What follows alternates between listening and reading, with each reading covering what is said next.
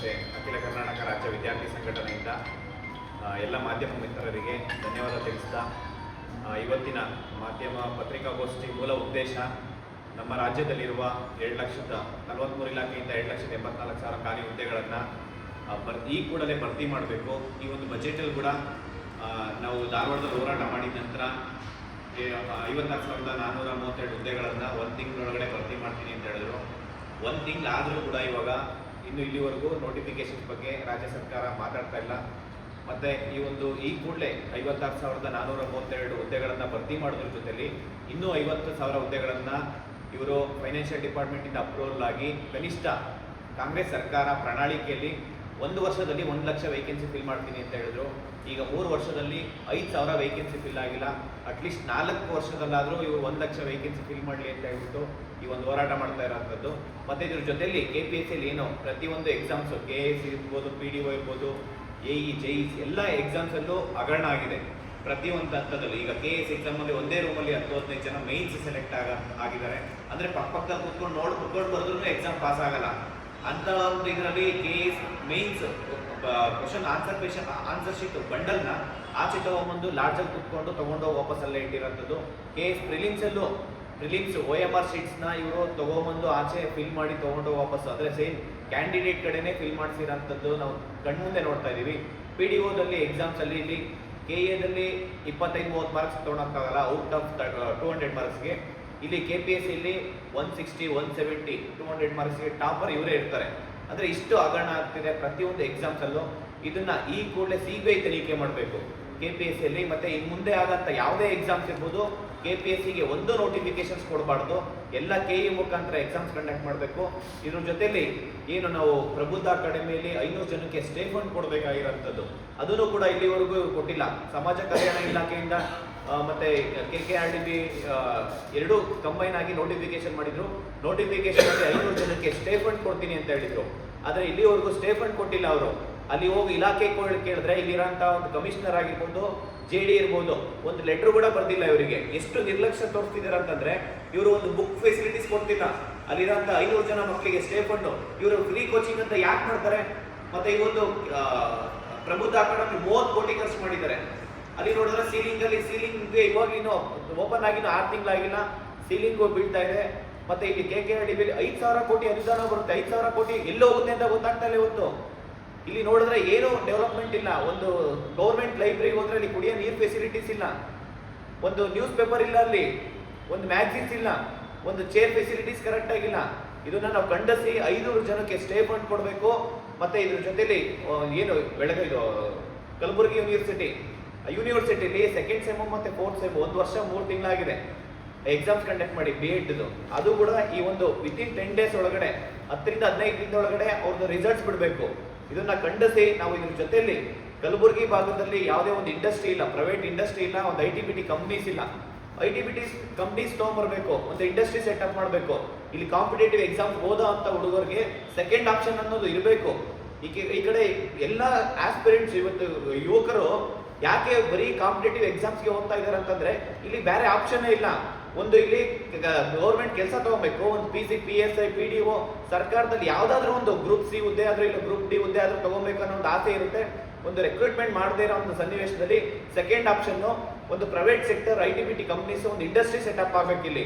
ಇಲ್ಲ ಅಂತಂದ್ರೆ ಅವರು 5 ವರ್ಷ 10 ವರ್ಷ ಓದ್ಕೊಂಡೋಗಿ ಕೊನೆಯಲ್ಲಿ ಅಲ್ಲಿ ಹೊಲದಲ್ಲಿ ಕೆಲಸ ಮಾಡೋಂಥ ಪರಿಸ್ಥಿತಿ ಬಂದಿದೆ. ಇವತ್ತು ಗದ್ದೆಯಲ್ಲಿ ಕೆಲಸ ಮಾಡೋಂಥ ಪರಿಸ್ಥಿತಿ ಬಂದಿದೆ.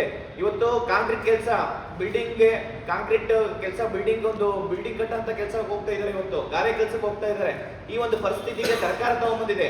ಈ ಒಂದು ಈವೆಂಟ್ ಆಫ್ ಕ್ಯಾಲೆಂಡರ್ ಎಷ್ಟೇ ವೇಕೆನ್ಸಿ ಇರಲಿ, ಯಾವುದೇ ಒಂದು ಇಲಾಖೆ ಇರ್ಬೋದು, ಅದು 5 ವೇಕೆನ್ಸಿ ಇರಲಿ, 50 ವೇಕೆನ್ಸಿ ಇರಲಿ, 5,000 ವೇಕೆನ್ಸಿ ಇರಲಿ, ಪ್ರತಿ ಒಂದು ವರ್ಷನೂ ಅದು ಎಕ್ಸಾಮ್ಸ್ ಕಂಡಕ್ಟ್ ಮಾಡಬೇಕು. ಈ ವರ್ಷ ಸೆಲೆಕ್ಟ್ ಆಗಿಲ್ಲ, ಈ ವರ್ಷ ಆಗಿಲ್ಲ, ಪಾಸ್ ಆಗಿಲ್ಲ ಅಂದ್ರೆ at least next year 1 or 2-3 years ಅಲ್ಲಿ ಅವರು ಸೆಲೆಕ್ಟ್ ಆಗಿಲ್ಲ ಅಂದ್ರೆ ಸೆಕೆಂಡ್ ಆಪ್ಷನ್ಗೆ ಅವರು ಹೋಗ್ತಾರೆ ಸ್ಟೂಡೆಂಟ್ ಆಸ್ಪಿರೆಂಟ್ಸು. ಇಲ್ಲಿ ಬೆಂಗಳೂರಲ್ಲಿ ಅಟ್ಲೀಸ್ಟ್ ಆಸ್ಪಿರೆಂಟ್ಸ್ ಓದ್ತಾ ಇರೋಂಥ ವಿದ್ಯಾರ್ಥಿಗಳು ಮಧ್ಯಂತರಕ್ಕೆ ಓದ್ಕೊಂಡು ಅಟ್ಲೀಸ್ಟ್ ಗಿಗ್ ವರ್ಕರ್ಸ್ ಆಗಾದ್ರೂ ಕೆಲಸ ಮಾಡಿ ಅಲ್ಲಿ ಅವ್ರ ಜೀವನ ನಡೆಸ್ತಾ ಇದ್ದಾರೆ. ಇಲ್ಲಿನ ಭಾಗದಲ್ಲಿ ಕಲ್ಯಾಣ ಕರ್ನಾಟಕದಲ್ಲಿರುವಂಥ ಕಲಬುರಗಿಯಲ್ಲಿ ಇರ್ಬೋದು, ಬೀದರ್, ರಾಯಚೂರು, ಯಾದಗಿರಿ, ಬಳ್ಳಾರಿ ಅಂತ ಇಲ್ಲಿರೋ ಹುಡುಗರು, ಮತ್ತೆ ಧಾರವಾಡದಲ್ಲಿ ಇರುವಂಥವ್ರು, ಬಿಜಾಪುರದಲ್ಲಿ ಇರೋಂಥ ಹುಡುಗರಿಗೆ ಸೆಕೆಂಡ್ ಆಪ್ಷನ್ನೇ ಇಲ್ಲ ಇಲ್ಲಿ. ಆ ಒಂದು ಪರಿಸ್ಥಿತಿ ಇದೆ. ದಯವಿಟ್ಟು ನಾನು ಸರ್ಕಾರಕ್ಕೆ ಮನವಿ ಮಾಡ್ಕೊತೀನಿ, ಇಲ್ಲಿ ಈ ಕೂಡಲೇ ಒಂದು ಸರ್ಕಾರಿ ಕೆಲಸದ ಎಲ್ಲಿ ಖಾಲಿ ಹುದ್ದೆಗಳಿರೋದನ್ನ ಭರ್ತಿ ಮಾಡ್ಕೊಳ್ಳಿ. ಎರಡನೇದೇನಂದ್ರೆ KPSC CBI ತನಿಖೆ ಮಾಡಿ. ಮೂರನೇದು ಪ್ರಬುದ್ಧ ಅಕಾಡೆಮಿಯಲ್ಲಿ ಸ್ಟೇ ಫಂಡ್ ಕೊಡಿ. 4 ಗುಲ್ಬರ್ಗಾ ಯೂನಿವರ್ಸಿಟಿಯಲ್ಲಿ ಏನು ಸೆಕೆಂಡ್ ಸೆಮ್ ಮತ್ತು ಫೋರ್ತ್ ಸೆಮ್ B.Ed ಅವ್ರಿಗೆ ರಿಸಲ್ಟ್ ಬಿಟ್ಟಿಲ್ಲ, ಎಕ್ಸಾಮ್ ಬರೆದು 1 ವರ್ಷ 3 ತಿಂಗಳಿಗೆ ಅವರಿಗೆ ನೆಕ್ಸ್ಟ್ ಟೀಚರ್ ಆಗ್ಬೇಕನ್ನೋ ಒಂದು ಕನಸಿದೆ, ಅವ್ರಿಗೆ ಈ ಕೂಡಲೇ ರಿಸಲ್ಟ್ಸ್ ಬಿಡಬೇಕು. 5ನೇದು ಒಂದು IT-BT ಕಂಪ್ನೀಸ್ ಬರಬೇಕು, ಮತ್ತೆ ಪ್ರೈವೇಟ್ ಇಂಡಸ್ಟ್ರೀಸ್ ಈ ಭಾಗದಲ್ಲಿ ಸೆಟಪ್ ಆಗಬೇಕು. ಮತ್ತೆ ಇನ್ನೊಂದು ವಿಚಾರ ಏನಂತಂದ್ರೆ ಇಲ್ಲಿ ಒಂದು ಡಿಜಿಟಲ್ ಲೈಬ್ರರಿ ಆಗಬೇಕು. ಒಂದು ಡಿಜಿಟಲ್ ಲೈಬ್ರರೀಸ್ ಇಲ್ಲ. ನಾವು ಅಲ್ಲಿ ಗುಲ್ಬರ್ಗಾ ಯೂನಿವರ್ಸಿಟಿ ಒಳಗಡೆ ಹೋಗ್ತೀವಿ, ಒಂದು ಲೈಬ್ರರಿ ಒಳಗಡೆ ಹೋದ್ರೆ ರೂಫ್ ಅಲ್ಲಿ ನೀರು ಬರ್ತಾ ಇದೆ. ಮೊನ್ನೆ ಏನೋ ಸಣ್ಣ ಇದು ಮಳೆ ಬಂದಿರೋದು, ಅದು ತುಂಬಾ ಜೋರಾಗಿ ಮಳೆ ಬಂದಿಲ್ಲ, ಎಲ್ಲ ವಾಲ್ ಎಲ್ಲ ಕಿತ್ಕೊಂಡು ಸ್ಲ್ಯಾಬ್ ಎಲ್ಲ ಕಿತ್ಕೊಂಡು ಕೆಳಗಡೆ ಬೀಳ್ತಾ ಇದೆ, ನೀರು ಸೋರ್ತಾ ಇದೆ. ಅಲ್ಲಿ ಓದ್ತಾ ಇರೋಂಥ ವಿದ್ಯಾರ್ಥಿಗಳು ಜಸ್ಟ್ ಅಲ್ಲೇನೋ ಚೇರ್ ಮೇಲೆ ಏನಾದ್ರು ಕೂತಿದ್ರೆ ಆ ಚೇರಿನ ಅವನು ಮೇಲ್ಗಡೆ ಅವ್ರ ರೂಫಿಂದ ಬಿದ್ದಿರೋಂಥ ಒಂದು ಏನು ಆ ಕಾಂಕ್ರೀಟ್ ಅವ್ನ ತಲೆ ಮೇಲೆ ಬಿದ್ದಿದ್ರೆ ಆನ್ಸ್ಪಾಡ್ ಅಲ್ಲೇ ಸಾಯ್ತಿದ್ದ. ಅಂದ್ರೆ ಇವತ್ತು ಆ ಪರಿಸ್ಥಿತಿಯಲ್ಲಿ ಒಂದು ಡೆವಲಪ್ಮೆಂಟ್, ಒಂದು ಬಿಲ್ಡಿಂಗ್ಸ್ ಇರ್ಬೋದು, ಇನ್ಫ್ರಾಸ್ಟ್ರಕ್ಚರ್ ಈ ಒಂದು ಭಾಗದಲ್ಲಿ ಬರಬೇಕು ಅಂತ ಹೇಳಿ ನನಗೆ ಒಂದು ಮನವಿ ಮಾಡ್ಕೊತೀನಿ. ಎಲ್ಲ ರಾಜ್ಯದಲ್ಲಿರುವ ಈ ಒಂದು ಭಾಗದಲ್ಲಿರುವ ಎಲ್ಲ ಯುವಕರು ಈ ಒಂದು ಹೋರಾಟಕ್ಕೆ ಭಾಗಿಯಾಗಬೇಕು. ನಾವು ಈ ಸರ್ಕಾರ ಕೂಡ ಪೊಲೀಸ್ ಕಡೆಯಿಂದ ಹತ್ತಿಕ್ಕಂತ ಕೆಲಸ ಮಾಡ್ತು, ಆದ್ರೆ ನಾವು ಕೋರ್ಟ್ಗೆ ಹೋಗಿ ಕೋರ್ಟ್ ಮುಖಾಂತರ ನಾವು ಇವತ್ತು ಪೊಲೀಸ್ ಅಂದ್ರೆ ಇದು ಹೋರಾಟಕ್ಕೆ ಪ್ರತಿಭಟನೆಗೆ ಹೈಕೋರ್ಟ್ ಇಂದ ಮಾನ್ಯ ಉಚ್ಚ ನ್ಯಾಯಾಲಯದಿಂದ ನಾವು ಪರ್ಮಿಷನ್ಸ್ ತಗೊಂಡ್ಬಂದಿದ್ದೀವಿ, ನೀವು ಅನುಮತಿ ತಗೊಂಡ್ಬಂದು ಇವತ್ತು ಹೋರಾಟ ಮಾಡ್ತಾ ಇದೀವಿ. ನಾಳೆ ಬೆಳಗ್ಗೆ ಇಲ್ಲಿ ಕಲಬುರಗಿಯಲ್ಲಿ ಇರುವಂತಹ ಜಗತ್ ಸರ್ಕಲ್ ಇಂದ ನಾವು DC ಕಚೇರಿ ತನಕ ಬೆಳಗ್ಗೆ 10 ಗಂಟೆಗೆ ಪಾದಯಾತ್ರೆ ಮಾಡ್ತೀವಿ. ಎಲ್ಲ ವಿದ್ಯಾರ್ಥಿಗಳು ಹೆಚ್ಚಿನ ಸಂಖ್ಯೆಯಲ್ಲಿ ಬಂದು ಈ ಒಂದು ಶಾಂತಿಯುತ ಪ್ರತಿಭಟನೆಗೆ ಎಲ್ಲರೂ ಸಹಕರಿಸಬೇಕಂತ ಹೇಳ್ಬಿಟ್ಟು ಈ ಒಂದು ಹೋರಾಟ ಯಶಸ್ವಿ ಆಗಬೇಕಂದ್ರೆ ಎಲ್ಲ ವಿದ್ಯಾರ್ಥಿಗಳು ಪಾಲ್ಗೊಳ್ಬೇಕು. ಅದೇ ರೀತಿ ನನ್ನ ಮಾಧ್ಯಮ ಮಿತ್ರರಿಗೆ ನಾನು ಮನವಿ ಮಾಡ್ಕೊತೀನಿ, ಈ ಒಂದು ಪ್ರತಿಭಟನೆಗೆ ಎಲ್ಲರೂ ಬಂದು ಈ ಒಂದು ಹೋರಾಟನ ಸರ್ಕಾರದ ಮಟ್ಟಿಗೆ ತಲುಪುವ ರೀತಿ ಈ ಒಂದು ನಮ್ಮ ಬೇಡಿಕೆ ಏನಿದೆ ಅದನ್ನ ಈ ಕೂಡಲೇ ಅದನ್ನ ಸಮಸ್ಯೆಗಳನ್ನ ಪರಿಹಾರ ಕಂಡಿಡ್ಕೊಬೇಕು. ಈ ಕೂಡಲೇ ನೇಮಕಾತಿ ಪ್ರಕ್ರಿಯೆ ಪ್ರಾರಂಭ ಆಗ್ಬೇಕಂತ ಹೇಳ್ಬಿಟ್ಟು ಈ ಒಂದು ಹೋರಾಟ ಮಾಡ್ತಾ ಇರೋಂಥದ್ದು. ಎಲ್ಲರೂ ಸಹಕರಿಸಿ ಈ ಒಂದು ಹೋರಾಟಕ್ಕೆ ಪಾಲ್ಗೊಳ್ಬೇಕಂತ ಹೇಳಿ ಮನವಿ ಮಾಡ್ಕೊತೀನಿ. ನನ್ನ ಹೆಸರು ಕಾಂತ್ ಕುಮಾರ್ ಅಂತ ಹೇಳಿ, ಅಖಿಲ ಕರ್ನಾಟಕ ರಾಜ್ಯ ವಿದ್ಯಾರ್ಥಿ ಸಂಘಟನೆಯ ರಾಜ್ಯಾಧ್ಯಕ್ಷ. ಕೊಟ್ಟಿದ್ದಾರೆ ಸರ್, ನಿನ್ನೆ ಕೊಟ್ಟಿದ್ದಾರೆ ಸರ್, ನಿನ್ನೆ ಕೊಟ್ಟಿದ್ದಾರೆ.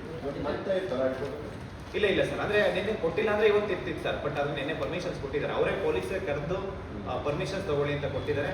ಪೊಲೀಸ್ ಏನಿಲ್ಲ ಸರ್, ಹೈಕೋರ್ಟ್ ಆದೇಶ ಮಾಡಿದ್ದಾದ್ಮೇಲೆ ಪೊಲೀಸ್ ಮೊದಲಿಂದ ನಾವು ಪೊಲೀಸ್ ವಿರುದ್ಧ ಪ್ರತಿಭಟನೆ ಮಾಡ್ತಾ ಇಲ್ಲ ಸರ್. ನಾವು ಕೇಳ್ತಾ ಇರೋದು ಸರ್ಕಾರದ ವಿರುದ್ಧ ನಾವು ಕೇಳ್ತಾ ಇರೋದು, ಸರ್ಕಾರನ ಪ್ರಶ್ನೆ ಮಾಡ್ತಾ ಇರೋಂಥದ್ದು. ಯಾಕೆಂದ್ರೆ ಒಂದು ಪೊಲೀಸ್ ಇಲಾಖೆಯಲ್ಲಿ ಅವರ ಅಣ್ಣ ತಮ್ಮಂದಿರು, ಅವ್ರ ಸಂಬಂಧಿಕರು ಎಷ್ಟೋ ಜನ ಇವತ್ತು ಕಾಯ್ತಾ ಇದ್ದಾರೆ. ಇವನ್ ರಿಕ್ರೂಟ್ಮೆಂಟ್ ಆಗಿಲ್ಲ ಅಂದ್ರೆ ಅವರು ಆ ಸ್ಥಾನಕ್ಕೆ ಬರಕ್ ಆಗ್ತಿರ್ಲಿಲ್ಲ. ಪಾಪ ಪೊಲೀಸ್ ಇಲಾಖೆಯಿಂದ ನಮಗೆ ಸಂಪೂರ್ಣ ಬೆಂಬಲ ಇದೆ, ಆದ್ರೆ ಇಲ್ಲಿ ಸರ್ಕಾರ ಒತ್ತಡದಿಂದ ಅವರು ನಮಗೆ ಪೊಲೀಸ್ ಪರ್ಮಿಷನ್ ನಿರಾಕರಿಸಿದ್ದಂಥದ್ದು. ಅದು ಮಾಮೂಲಿ ನಾರ್ಮಲ್ ಕಂಡೀಷನ್ಸ್ ಏನಿರುತ್ತೆ ಅದು ಹಾಕಿದೆ ಸರ್. ಮುಂಚೆ 10 lakhs ಬಾಂಡ್ಸ್ ಕೇಳಿದ್ರು, ಇವಾಗ 2 lakhs ಬಾಂಡ್ ಕೇಳಿ ಅವ್ರು ನಮ್ಮ ಹತ್ರ ಸೈನ್ ತಗೊಂಡಿದ್ದಾರೆ. ಸ್ಟಾರ್ಟಿಂಗ್ ಅಲ್ಲಿ ನೀವು 10 lakhs ಇತ್ತಲ್ಲ ಸರ್, ನೀವೇ ಎಲ್ಲ ನೀವು ತುಂಬಾ ಡಿಮ್ಯಾಂಡ್ ಅವರಿಗೆ ಹೇಳಿ ತುಂಬಾ ನೀವು ಬೈದಿದ್ದೀರಾ ಅಂತ ಕೇಳ್ಬಿಟ್ಟಿರಿ ಸರ್. ಯಾಕೆ ಮಾಧ್ಯಮದವರೆಲ್ಲ ಪ್ರಶ್ನೆ ಮಾಡಿದ್ದಕ್ಕೆ ಅವ್ರು ಇವತ್ತು ಆ ಒಂದು 10 lakhs ಬಾಂಡ್ಸ್ ಏನಿದೆ ಅದು ವಾಪಸ್ ತಗೊಂಡು ಇವತ್ತು ನಮಗೆ 2 lakhs ಬಾಂಡ್ಸ್ ಕೊಡಿ ಅಂತ ಹೇಳ್ಬಿಟ್ಟು ಅದಕ್ಕೆ ಸೈನ್ ತಗೊಂಡಿದ್ದಾರೆ ಸರ್. ಅದೆಲ್ಲ ನೀವು ಸರ್ ಅಲ್ಲಿ 500 ಜನಕ್ಕೆ ಪರ್ಮಿಷನ್ಸ್ ಇದೆ ಸರ್.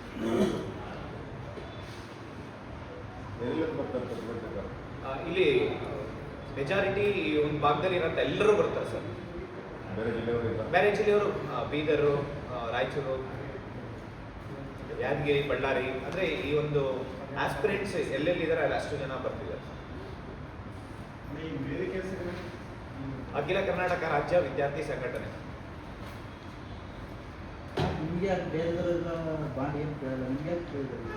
ಸರ್ ಅದೇ ಈಗ ಸರ್ಕಾರ ಮಾಡಿರೋದು, ಸರ್ಕಾರ ಒತ್ತಡ ಇದು ಪೊಲೀಸ್ ಮೇಲೆ ಒತ್ತಾಯ ಒತ್ತಡ ಆಗ್ತಿರೋದು, ಅವ್ರು ಹತ್ತಿಕ್ಕಂತ ಕೆಲಸ ಮಾಡ್ತಾರೆ. ಹೋರಾಟ ಮಾಡಬಾರ್ದು, ಈ ತರ ಎಲ್ಲ ರಿಸ್ಟ್ರಿಕ್ಷನ್ ಹಾಕಿದ್ರೆ ವಿದ್ಯಾರ್ಥಿಗಳು ಹೋರಾಟ ಮಾಡಲ್ಲ ಅನ್ನೋ ಒಂದು ಇದು ಅವರೇ ಸನ್ನಿವೇಶನ ಅವರೇ ಕ್ರಿಯೇಟ್ ಮಾಡ್ತಾರೆ. ಈಗ 500 ಜನ ಅಂತ ಹೇಳ್ತೀವಿ, ಇಲ್ಲಿ 500 ಜನಕ್ಕೆ ಜಾಸ್ತಿ ಜನ ಸೇರ್ತಾರೆ.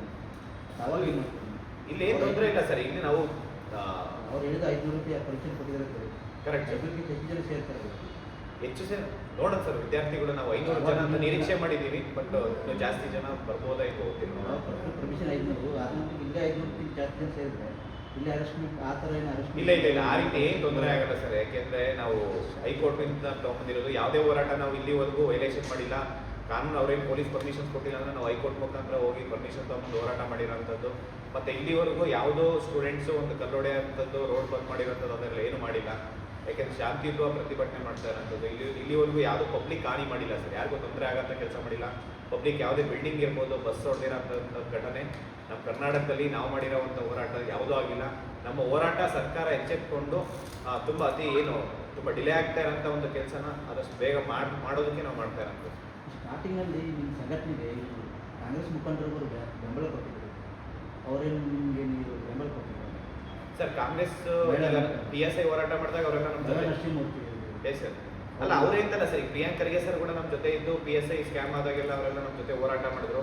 ಇವಾಗಲೂ ನಾವು ಅವ್ರಿಗೆ ಇಷ್ಟೇ ಕೇಳ್ಕೊಳೋದು ಸರ್, ಏನಂದ್ರೆ ಸೆಷನ್ ಅಲ್ಲಿ ಇವಾಗ ನಿಮ್ಮ ಜೊತೆ ನಿಂತಿದ್ರು, ಇವಾಗ ಅವ್ರ ಜಿಲ್ಲೆ ಅಲ್ಲ ಇವಾಗಲೂ ಇಲ್ಲ ಅಂತಲ್ಲ ಸರ್, ಇವಾಗಲೂ ಮಾತಾಡ್ತಿದ್ದಾರೆ ನಮ್ಮ ಜೊತೆ. ಅವ್ರ ಸರ್ಕಾರ ಅನ್ನೋದಕ್ಕೋಸ್ಕರ ಬರ್ತಾ ಇಲ್ಲ. ಬಟ್ ನಾನು ಅವ್ರಿಗೂ ಹೇಳ್ತಾ ಇದ್ದೀನಿ ಸರ್, ಇರೆಸ್ಪೆಕ್ಟಿವ್ ಆಫ್ ಯಾವುದೇ ಪಾರ್ಟಿ, ಕಾಂಗ್ರೆಸ್ ಇರ್ಬೋದು, BJP, JDS, ಎಲ್ಲರೂ ಈ ಹೋರಾಟಕ್ಕೆ ಬರಲೇಬೇಕು. ಯಾಕೆಂದ್ರೆ ಕಾಂಗ್ರೆಸ್ BJP, JDS ಅಂತ ಹೋದ್ರೆ ಇಲ್ಲಿ ಎಲ್ಲರೂ ಮಕ್ಕಳು ಎಕ್ಸಾಮ್ಸ್ ಓದ್ತಾ ಇದ್ದಾರೆ, ಎಲ್ರಿಗೂ ಬೆನಿಫಿಟ್ ಇದೆ, ಎಲ್ರಿಗೂ ಅನ್ಯಾಯ ಆಗ್ತಾ ಇದೆ, ಎಲ್ಲರೂ ತಂದೆ ತಾಯಿ ಕಷ್ಟಪಡ್ತಿದ್ದಾರೆ. ಇವತ್ತು ಅವ್ರು ಕಷ್ಟಪಡ್ತಾ ಇರೋದನ್ನ ಸರ್ಕಾರ ಎಚ್ಚೆತ್ಕೊಬೇಕು. ಅವರು ಬಂದು ನಮ್ಮ ಜೊತೆ ಕೈ ಜೋಡಿಸ್ಬೇಕು. ಬರೀ ಮಾಧ್ಯಮದ ಮುಖಾಂತರ ನೀವು ಸೆಷನ್ ಮಾತಾಡೋಂಥದ್ದಲ್ಲ ಸರ್.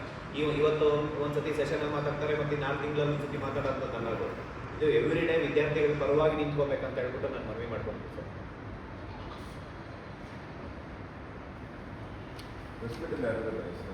ಹಾಂ, ಒಂದು ಕಡೆ ಹೇಳ್ಬಿಡಿ, ನೇಮ್ ಹೇಳಿ. ಮಮತಾ